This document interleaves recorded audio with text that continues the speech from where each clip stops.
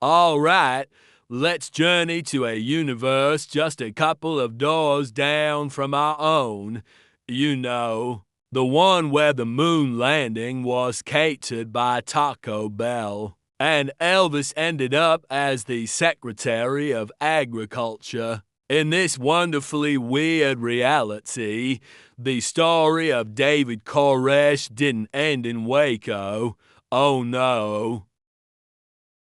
Instead, he ascended into cyberspace, riding a flaming dial-up modem straight into the wild west of the early internet, landing squarely in a 4chan forum like a digital messiah armed with a mullet, and a prophecy running on Windows 95 as he blinked in the glow of a CRT monitor. He whispered to the buzzing machine, "Lo, I have seen the future, and it's fueled by conspiracy memes and expired Mountain Dew."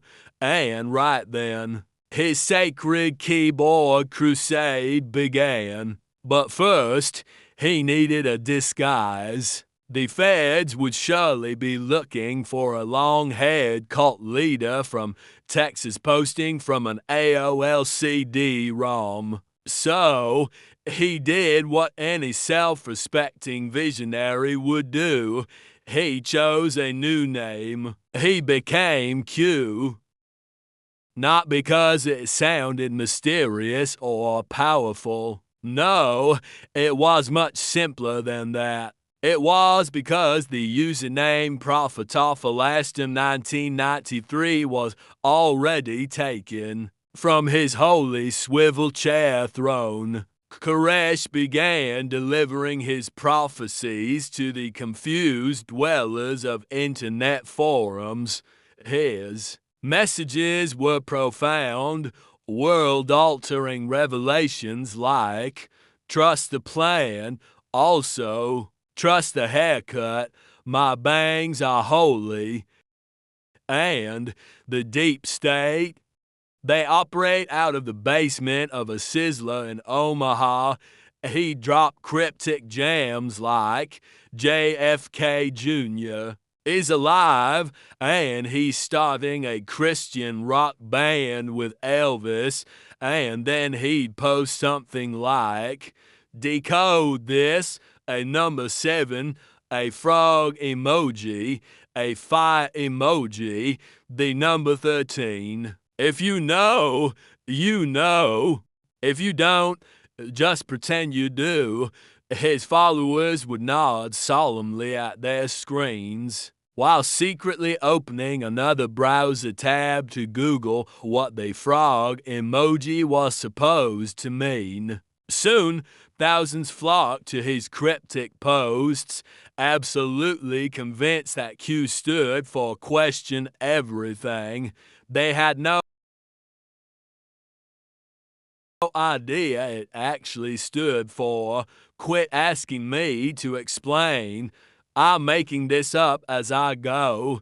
His digital disciples gathered in the comment threads, treating them like a glitchy, pixelated shrine. They'd feverishly type things like, he speaks in riddles, he must be a genius, which, coincidentally, is the same thing they said about their Roomba that one time it got stuck under the couch and just beeped for an hour.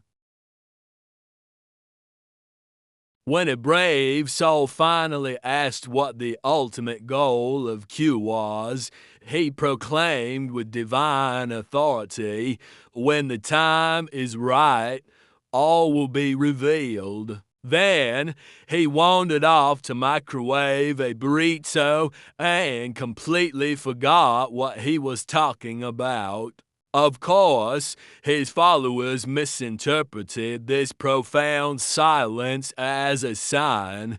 The storm is coming.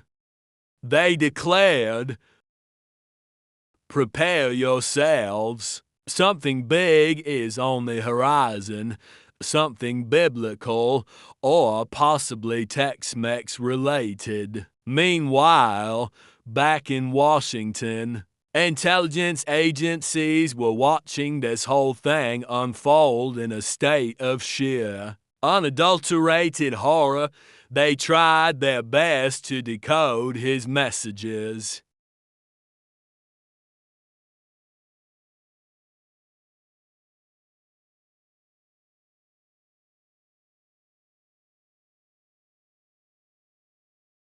A top CIA analyst would stare at his screen and ask, "Why is he posting a gif of a raccoon holding a Bible?"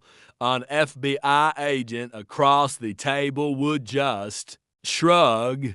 "I don't know, but half the country seems to think it's a prophecy." The poor NSA intern, fresh out of college, would nervously stammer, "Sir, should I, be worried?" And a senior official, leaning back in his chair, would just sigh and say, "Grab a snack, kid. This is going to get a whole lot stupider before it's over." And so, in this alternate universe where logic had packed its bags and gone on an extended sabbatical,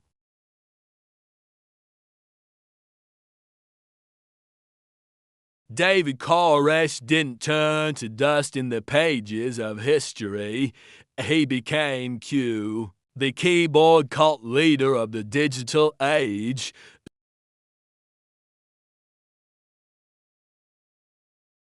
spawning a global movement based on faith, confusion, and the unstoppable power of internet comment sections. One day, a follower dared to ask the ultimate question, "Master, when will the great revelation finally occur?" Koresh, now fully Q, typed back his most profound message yet. "As soon as I figure out how to reset my router." And lo, the faithful rejoiced, for they understood absolutely nothing, and yet they felt very, very spiritually online. So, what's the moral of this slightly unhinged story? Well, if a time-traveling, modem-riding cult leader ever appears online promising you secret, earth-shattering knowledge, maybe don't follow him.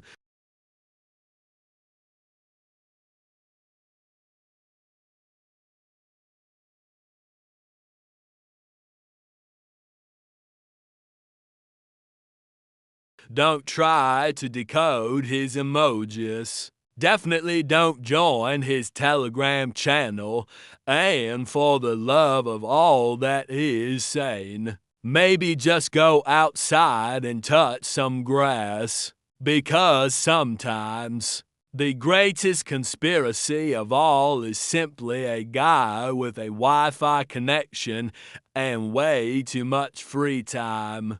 Thanks for sticking with me through that bizarre little trip. If you enjoyed this dive into the absurd, do me a favor and hit that like button. And subscribe for more weird tales from the multiverse. See you in the next one.